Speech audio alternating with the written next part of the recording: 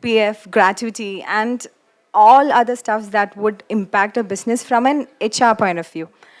But today I want to take you outside that zone for some time, because there is a whole set of laws that would not just impact your employees.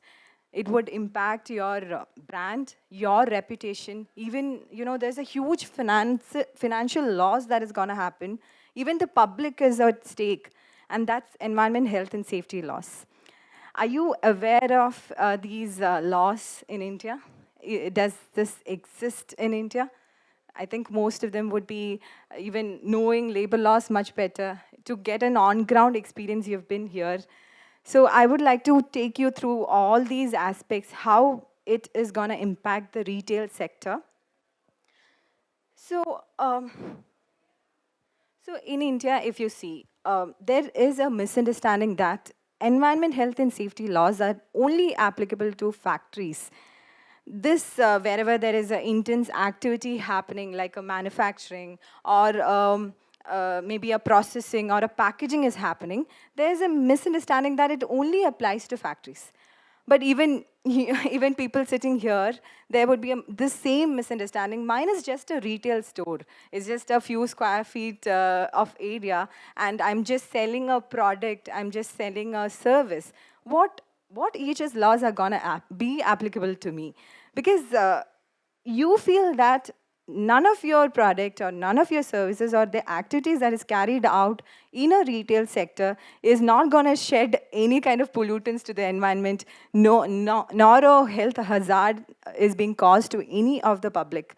But that misunderstanding is existing, and that's reality. If you see, this is a fact, and I think most of them agree about this. This is mainly because there is a complete lack of awareness of environment, health, and safety laws. In India, if you see, this EHS laws, especially, suppose the companies, they get alarmed only when a particular incident happen in your establishment. Suppose, taking an instance of a fire outbreak.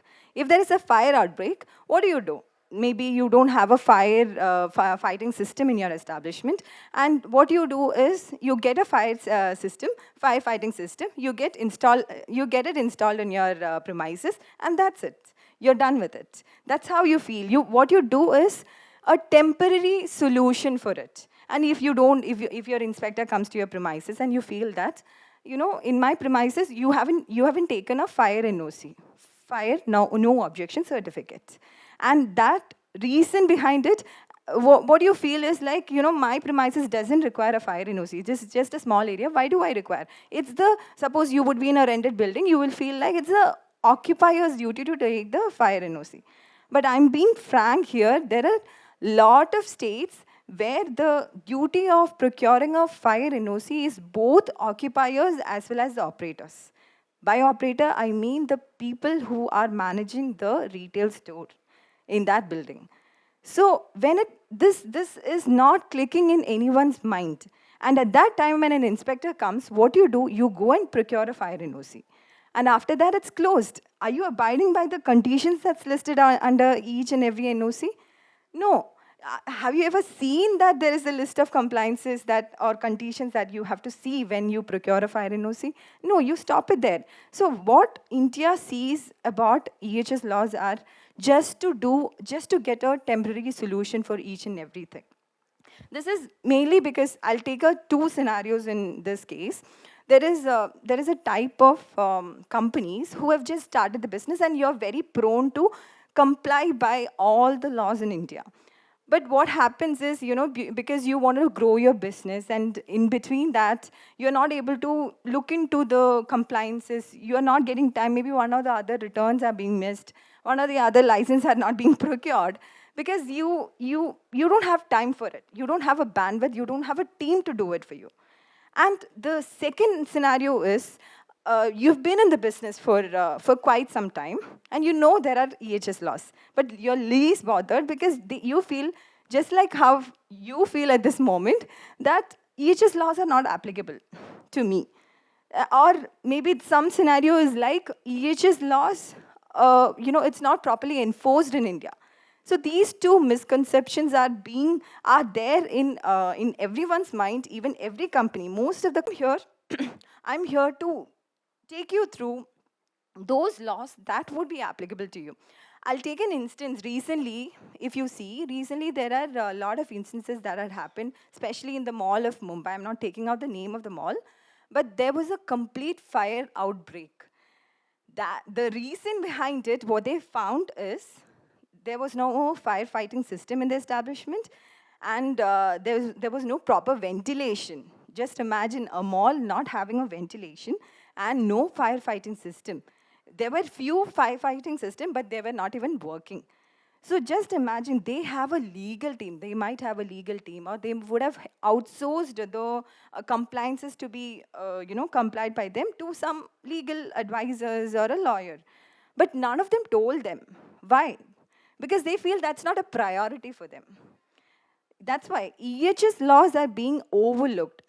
To what level they know about EHS laws are, they know that they have to procure few licenses. 2-3 numbers that comes to everyone's mind is 2-3 names that comes to everyone's mind is fire NOC, and for food related it would be FSSI license. Sometimes some people would also know about PCV licenses like CTO, CT, like waste management stuffs and all. But this is mainly because you don't know that retail sector too have lot other compliance than the common ones, the FSSI ones, fire NOC, fire related compliance, and lift related compliances. So here, even in the case of, if you see,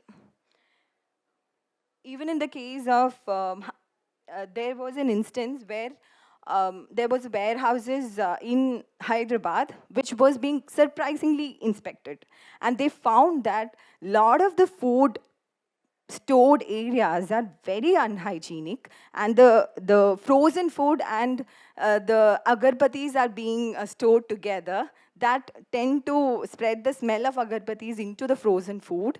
And see, EHS laws provide each and every specifications for each and every food that has to be stored. You ignore about the food. There are other types, like if you see the clothes or the explosive items. When you store it in your warehouses or in your store, there is a specifications that they have to meet for each and every product that you sell. So there were a lot of instances like that that had happened just because the EHS laws or the compliances haven't been taken care of. And I hope you all are aware about the GST reforms that had happened recently. And you know what implication that had brought in for EHS laws? Are you aware of any of it?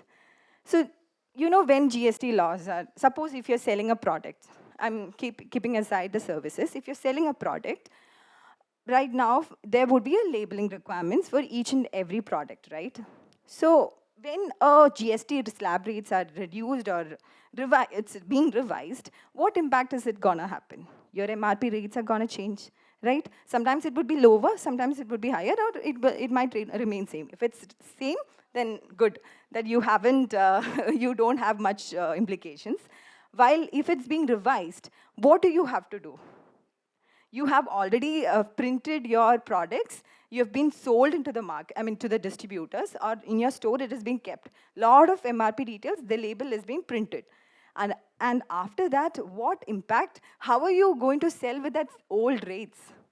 Does the authority agrees or allows you to do that?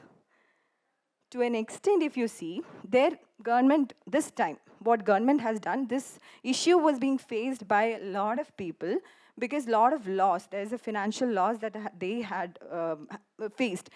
Suddenly, one day they were saying that tomorrow you have to sell your product with a new market rate. So at this time, what they did is like, there is a relaxation. You have the old rate on your label. You have to, stick another sticker just beside that with the new rates. That has to be very prominent. And this relaxation is till March 2026. So these things, are you aware of it when you are selling the product? Maybe you will be aware in 1 month time, or 15 days time, you will be, that you have to do this. But just imagine suddenly there is a surprise inspection happening in your establishment. Tomorrow they are coming to your establishment, and what will you do? Can you tell that, oh, I was not aware? Then inspector will show you that this is a notification that we have sent out. Why are you saying that? You're not aware of it. So these instances has to be dealt from, a point where you should have a real legal back support in those scenarios. So if you don't know, you can't just ignore law. If you ignore law, that is gonna impact you very badly. Another, I would also like to stress this point, because if you are having any restaurant, whoever is having a restaurant in this today, are you aware that there is a labeling requirement even for a restaurant in the cities? Even, I'm not even talking about the pre-packeted foods. Pre-packeted foods, yes. You see that on a water bottle, you see that there's a label around it. There's a lot of information that you have to provide. There's another set of labeling requirements in a restaurant where you get the menu, right? When you go to a restaurant, on the menu, do you see that green color or red color marked across each and every items? You know why it is given? Yes, it's a veg or non-veg logo. Do you know that it is being mandated by statute? It is mandated by statute. That's why you see that veg or non-veg. And in some restaurant also, you will see the calorie definition, right? Even that, it is being mandated. And sometimes there is instances where nutritional information is also supposed to be provided.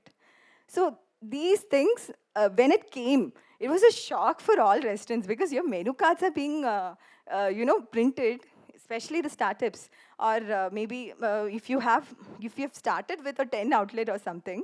Just imagine you've printed your menu card, but this is the requirement, suddenly it has come. You're not aware of it. No layman will be aware of it until and unless you're being alarmed by anybody outside. So that is when EHS laws awareness, it's like just now you're sitting for a masterclass. This even though some people would be from HR, some people are totally from an IT department, but awareness is important. Even if you're handling any kind of other work or other work, just to know about the EHS laws, it's a great thing. So I would like to move on to just to give you a brief understanding of what EHS laws are. As you know, it has got E, H, S. E is totally about environment regulations that impacts your environment. Taking the names of air, water, then your hazard waste management, etc. comes under E. And then health.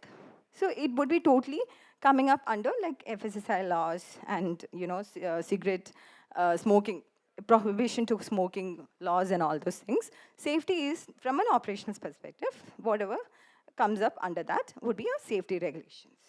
Just giving you a brief of what are the legislations that would be falling under this Environment Protection Act. So Environment Protection, if you see the rules is coming up, and there is a set of waste management rules that would be equally applicable to retail store. I'll take an instance of solid waste management. Every retail store, you might have some or the other waste, maybe a paper waste. Sometimes it would be a food waste. Even though it's a small quantity, you have to segregate it properly. That has to be sent out to a proper e-waste management. And if there is any, you can send it to outsider. If it's in a mall, then there would be a separate system all set up in a mall. So this is the set of laws that would be applicable under the Environment Protection Act. Moving on to the air prevention, which is very known. You have to get the PCB license and all those things. And the Motor Vehicles Act, if you have your own vehicles. Then groundwater, if you're sourcing groundwater. If you're getting water from others, it's fine. But if you're sourcing groundwater from borewell and all, you have to procure the groundwater NOCs. This is the set of regulation just under FSSAI. You can just look at the numbers. It's very huge. And I'm keeping on stressing one point, that there is compliances beyond licenses. As I mentioned, everybody are aware of license. I'm pretty sure that till now, when we are getting the businesses, what we are hearing out from everybody is, yeah, I need to get that license. I need to get this license. But nobody is thinking what other compliance will be applicable to me. What other compliances will I have to take care? So that's when these laws comes into picture. License, there are very few laws, but for other set of recurring compliances, there is a hell lot of other compliances. So moving on to the health related legislations, it's do you see that no smoking board in your locations, your premises? This is being mandated. It's being mandated under Prohibition of Tobacco and Products Act. It is there in every state. It has a state level. If you don't put it up, you're going to get a fine. So this, again, legal metrology, as I mentioned, labeling requirements is another set of, a whole world that is open to you. You're each and every, even though you're a retail store, you have to assure when you're selling out your product, you are selling it with the proper labels. Every retail store can be inspected at any point of time, but you would be selling out, you shouldn't sell out any product which is being expired or with a wrong information that you're selling out to the market. You are the one who would be prosecuted. So yeah, moving on to the safety regulations. Electricity Act. In most of your in most of your premises, if you see, there is a diesel generator as well. Apart from that, some of them you would be using up own solar. They're getting their own electricity and all those things. In that circumstance, also they have to abide by a set of regulations. And also for a diesel generator, you know that you have to procure a DG NOC. But do you know that you're supposed to maintain records? You're supposed to maintain a record as well for DG. That's like a daily record. Just imagine a person being, if you have to maintain a daily record, you should have a person exclusively for that. You have to get all the details and put it up on the record. So that is not feasible, because especially if it's a startup, to have a completely different person to take care of that stuff, it's not easy. Going to the Explosive Act, mostly few of the retail store, if you see, they might have LPG gas cylinders and all. Even for that, if you have there's a particular limit, if it's beyond 100 kg and all, you're supposed to have a license even to store those. The storage is also very important. So going into the Fire Act, Lift Act, suppose if you have a lift within your establishment, if it's your own, then you're supposed to get the lift license, and the lift maintenance is also important. If it is under surveillance, if it is under maintenance, you have to stick an instruction on the lift that you have to see the lift is under maintenance. Lift is under maintenance, and then you have to, there has to be a particular person who handles that completely. And how many of your establishment has a CCTV? Everybody. So do you know that there is a set of compliance that you have to abide by? Yes. He knows is what he's saying. So CCTV, if you see, you don't have to take licenses. I'm assuring you that you don't have licenses, but there is a return filing. But again, it is only there in few states. But you have to file a return. Some states it's quarterly, some states it's half yearly, some states it's annual. So just imagine, even a small equipment in your establishment has got a precautionary compliances that is up there. And apart from it, there are a lot of specifications and standards. Your CCTV has to be installed in a way that it sees the parking lot. If there is any park behind it, then that has to be seen. That visibility is being clearly mentioned under CCTV instructions. So there's a particular law called Public Safety Enforcement Rules, which is there in states, a few states. Most of the states are yet to implement it, but there are few states which has that, and which has to be filed to the police. So here the authority here itself is a police. So just imagine a person getting into that activity and going to the police station just to file the returns, or if it's online, then online. It's not feasible for a layman to do it, or a person who handles it and all those things. So in your establishment, if you see, everything is scattered. EHS laws is scattered to different departments.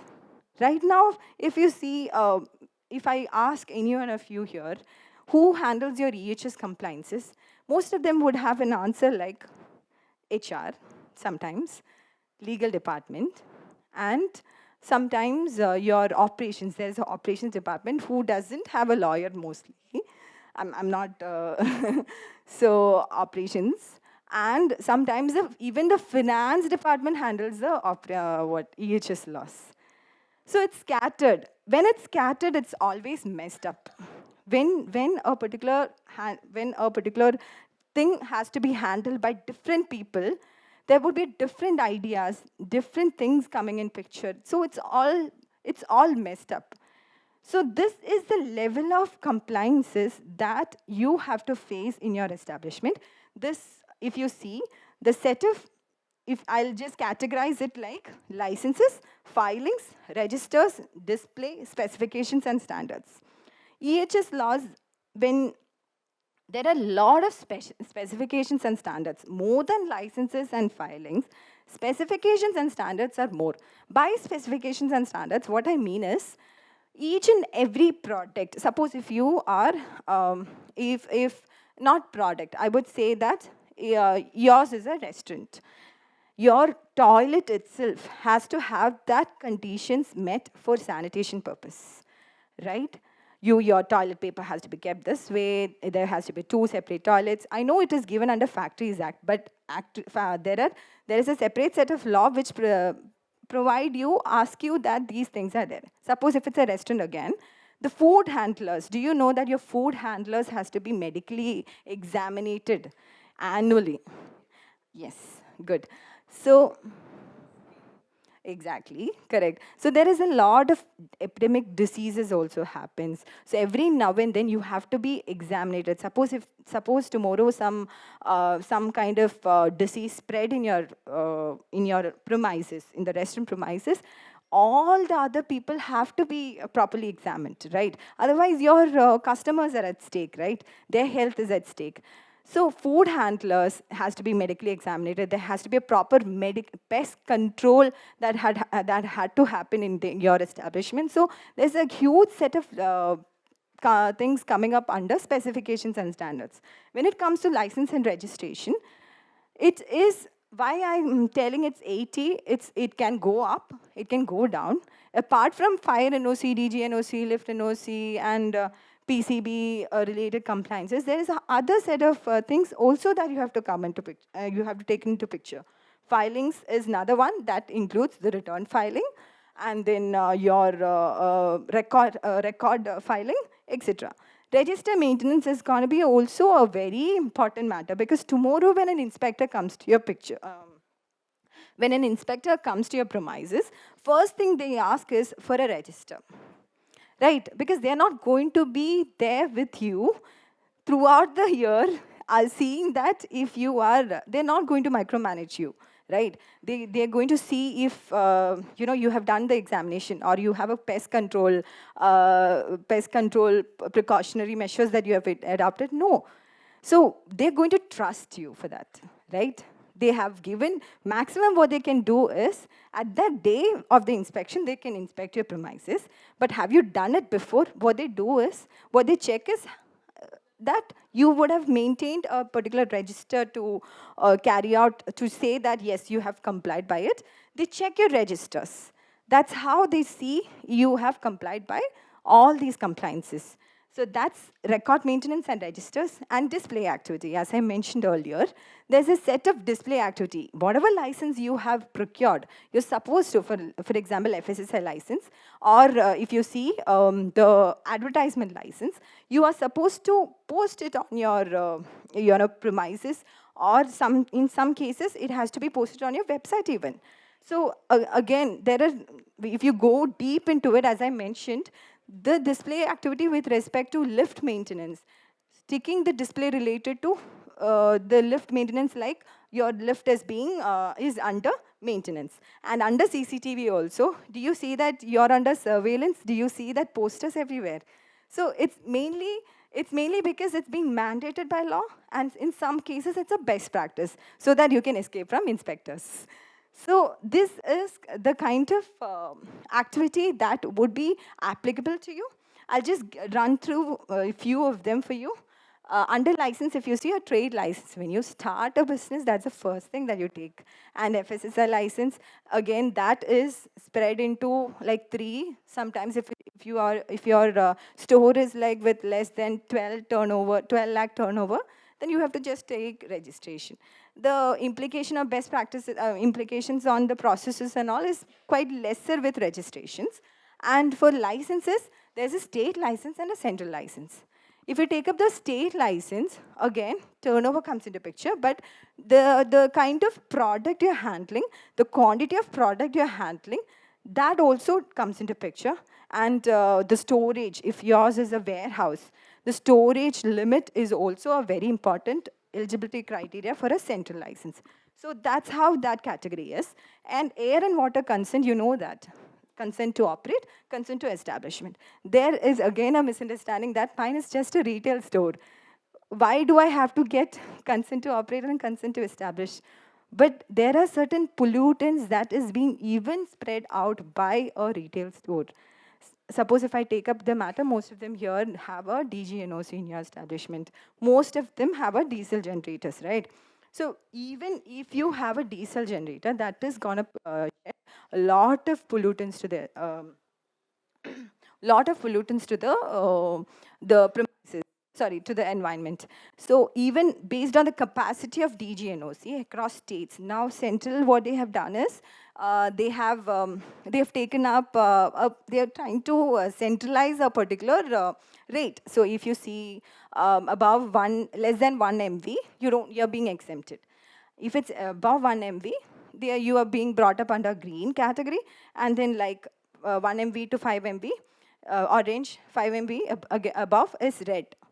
But you might fall under green category, but you should check if your DG capacity is falling under that. So they're trying to centralize, but some states it's yet to implement that centralized capacity of DG. But nowadays, if you see that 650 kV also has to procure a license under DGNOC. So DGNOC again is another one. DGNOC has got 2 types. If you see under Electricity Act, from a chief electricity inspector again, you're supposed to procure a DGNOC, a permission to install the diesel generator.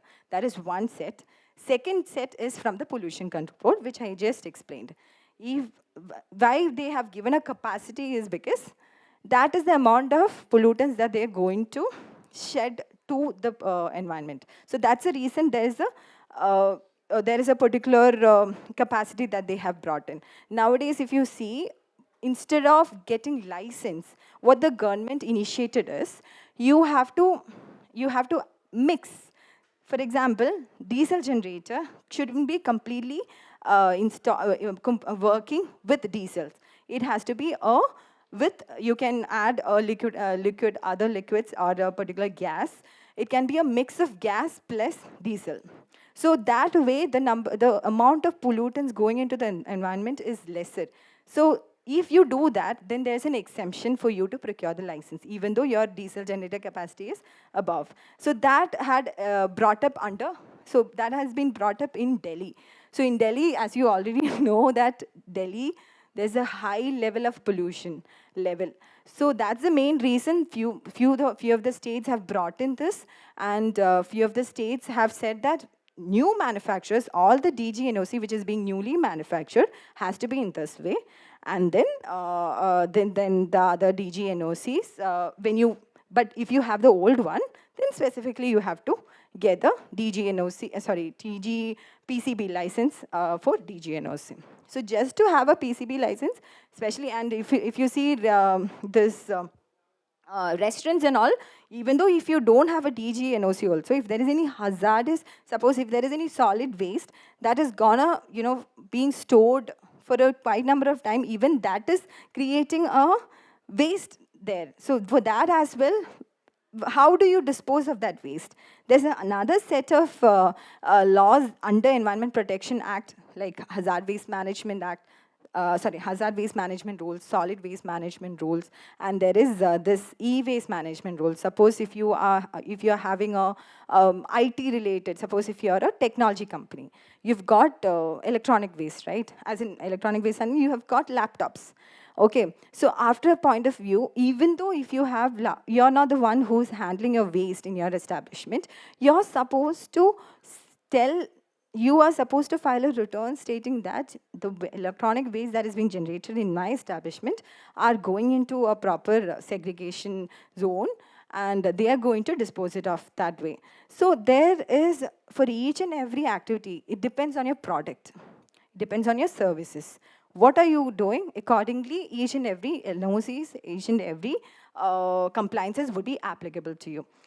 And moving on to legal metrology license. This again, you would be aware of only the part of, if you see, you're a manufacturers of weights and measures. Only in that case is what everybody would be thinking that only for a weights, if I'm manufacturing weight, it would be applicable. But if you take an instance, suppose if you're using a small weighing machine in your establishment to weigh your product or anything of that sort, you're supposed to get it verified. I'll take an example of an airport scene. I think it's all across the reels. There was this difference in the baggage weight shown in one counter and the other counter. I'm quite aware you guys would be knowing that. What is the reason behind it? Because they have not verified any of the weights in the airports. Because, if it shouldn't be the weight, right? There's a particular specifications and standards provided for your weights, and that weights and measures is supposed to be properly verified periodically. If you don't get it verified, there would be differences. If there is a difference, then you're being, if an inspector comes to your establishment and finds it out, you're getting a huge penalty for that. So a lot of airports, just because one airport showed this, there was a complete inspection in the airports itself. This was, along with the airports, there were the stores also were being properly inspected, just to see if they are carrying out any weights or measures in your establishment, to verify those. So that is with respect to legal metrology license and signage license. Everybody are aware. If you're posting any advertisements or if you're putting up any signages, you're supposed to get a separate licenses. DGNOC and drugs and cosmetics license. If with respect to any pharmacy, or if you're dealers of any cosmetic products, even if it's, suppose I'll take an example of lifestyle. Okay, it's a multi-brand stuff right there. So you see that clothes, you see that cosmetics over there. In cosmetics itself, it's a different brand. Okay, so in that cases, each and every cosmetics, they have to procure, to keep it in their store itself, they have to procure that separate license. You're supposed to take up that retail license under drugs and cosmetics. And even for pharmacy, there's a registration and all the prescriptions that you are mentioning under keeping in your store, you're supposed to maintain a record of it. So these, even drugs and cosmetic license has a huge list of conditions that you have to abide by. Moving on to the filings, as I mentioned, under Fire Act itself, there are innumerous filings that have to happen, like an annual declaration of compliance of fire prevention and safety. Like you have to declare to the government, to authority that you are complying by fire and safety. See, It's a very simple task. If you comply by it, well and good. But if you don't comply, you're getting a lot of implications, and there are a lot of penalties that is gonna cost to you. And the CCTV installations, as I mentioned, there's a return filing quarterly, half yearly, and sometimes annually. Annual filing of fire safety audit certificate. All your equipments, all your fire safety equipments in your establishment are supposed to be audited properly, and it are supposed to be tested if it's in a working condition. If you don't test it, then once an inspector comes up, this is the scenario, like you don't have a register maintained, you haven't first conducted an audit, then you haven't maintained, even if you conducted an audit, you don't actually, if you don't maintain a register of that audit findings, what's the use of it? Who's going to believe you? Nobody is going to believe you. So this is one set of compliance under fire and safety, and electricity also, as I mentioned. Sometimes some stores would have they are generating their own electricity. In that case also, they're supposed to file an half-yearly return for own consumption of electricity. And sanitary certificate, they have to procure. Few states have to procure sanitary certificate. And as I mentioned, there is an inspection and testing of fire equipment and lift as well. Every lift in your establishment, if you have a lift in your establishment, you should have a proper person, a technical expertise who knows the handling of the lift, and they're supposed to test that periodically, and that records are also supposed to be maintained. So this is something that every particular stores are supposed to take care of. Register maintenance, health and sanitation registers, and under FSSI also, there would be, every restaurant has to be regularly audited, and that audit findings as well has to be maintained. Then temperature records. I'm not sure if you know that, for all the frozen goods that you store in your establishment, suppose if it's a restaurant, where you use the frozen goods, and then from there, maybe it's from other place, you get it as frozen and you make it using that frozen goods. Those frozen goods itself has to be stored in a particular temperature. That temperature variations, every details regarding that has to be properly recorded. And if there is any air emissions from generators, that records has to be maintained.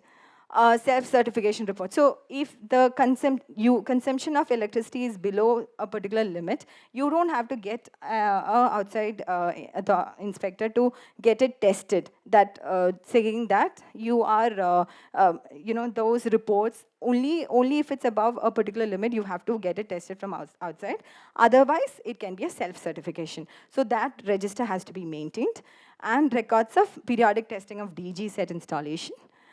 There has to be an emergency mock drill also happening once in a while. In that case, you are supposed to maintain the record of that. So this is the kind of registers that would be that is supposed to be maintained in your establishment. And the display. FSSI license, you're quite aware that every SSI license has to go up on your e-commerce website. Every FSSI license has to go upon your premises as well. So these two things are very important.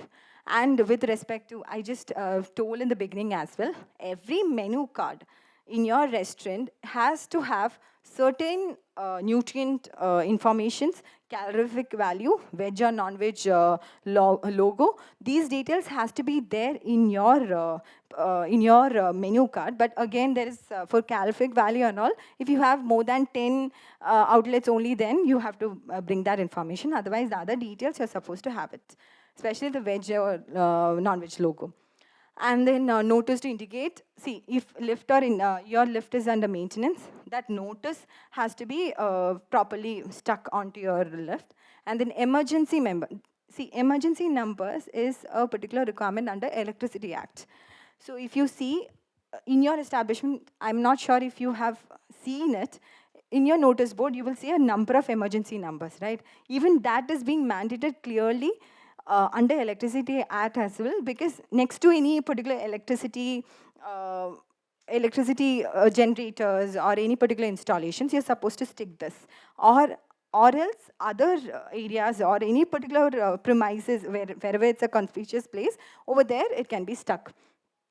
And danger notice, if any installation is voltage is exceeding 250 volt, it has to be properly displayed.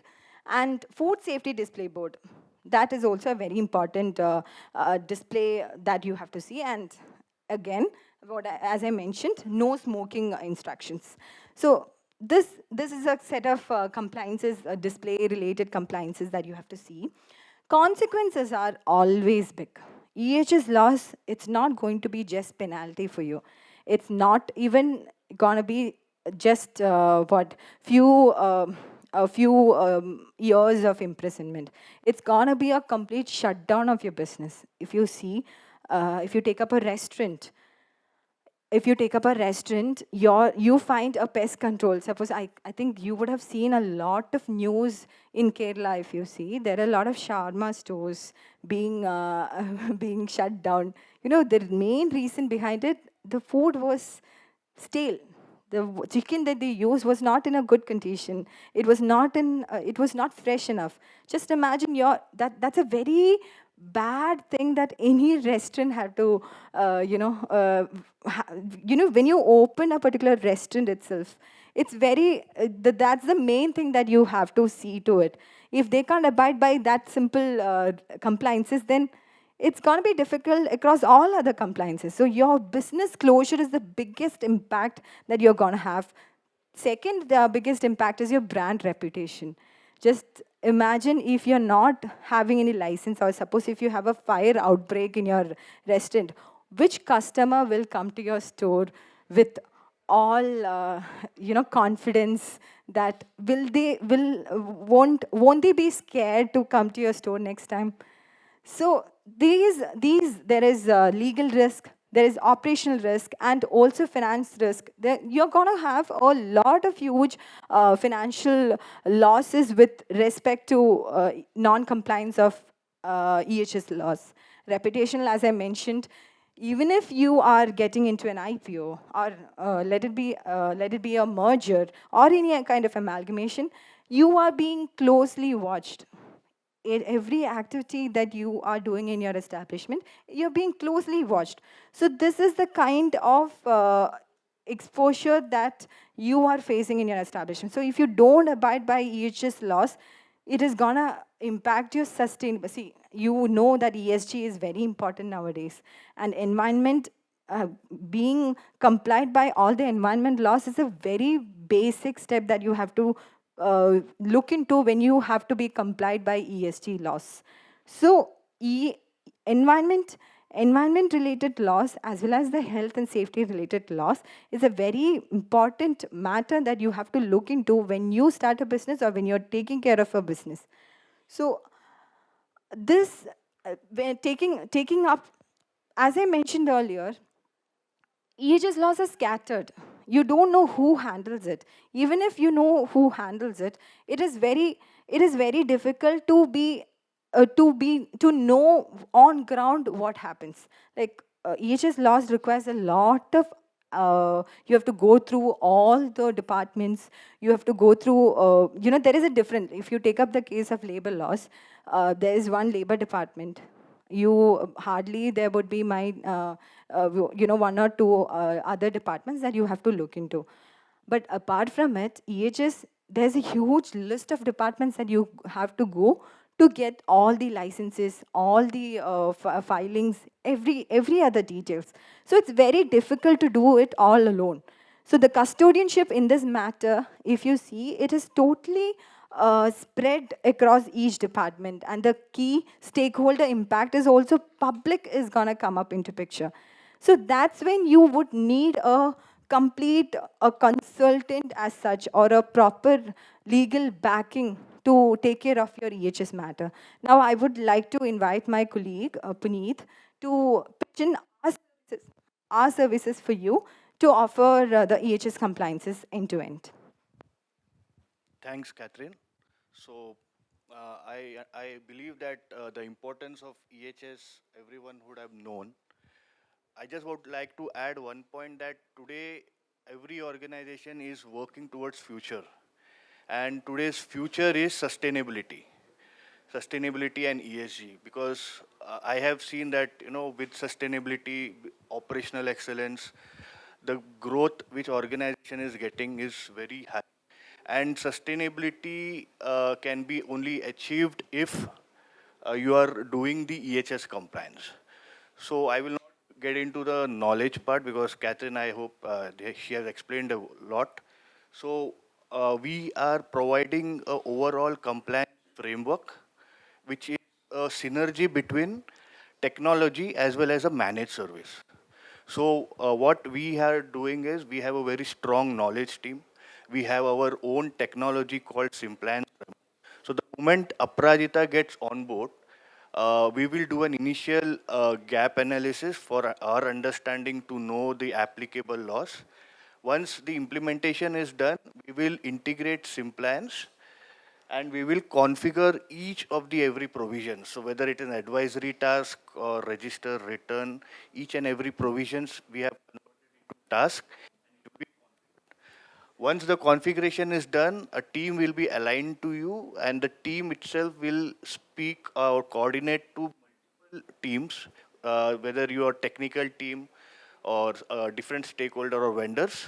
They will collect all the data and information necessary as per statute, and we will process the compliance into registers, returns, records, intimation, all those conversions we will do. After processing of the compliances, we will upload the same in the dashboard.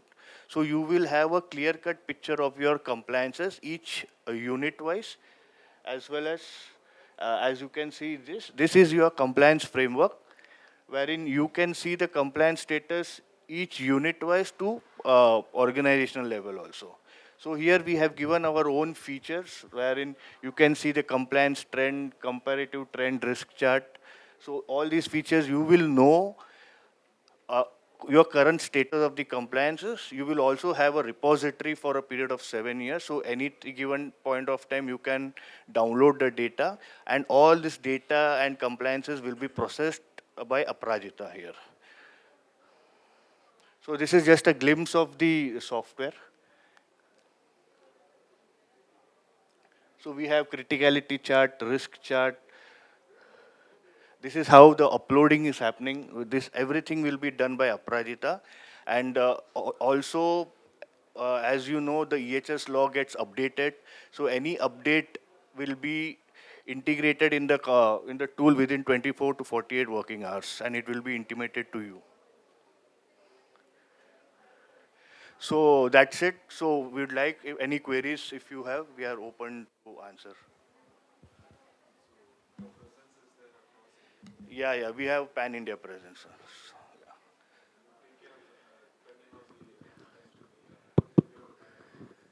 Yes, yeah, yeah.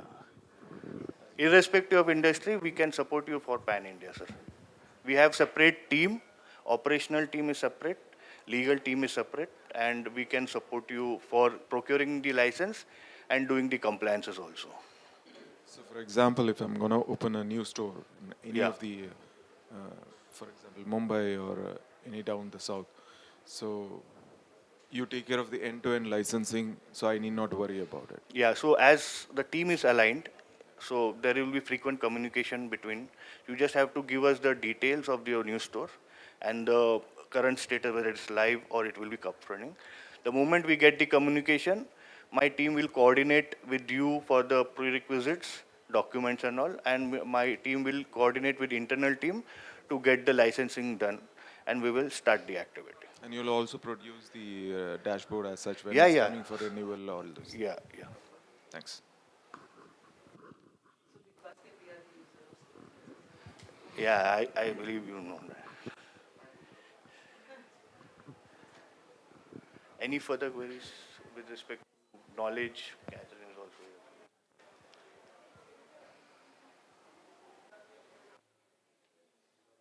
we are having a webinar as well on the retail sector, the Beyond Licenses, on 30th August. It's a free registration. It would be upon Aparajitha's website. I would go a little more detail on the laws that would be applicable to you, a little more deep diving into that matters. So you can attend it. It's a free registration. So yeah, that's it. Thank you, everyone. Yeah.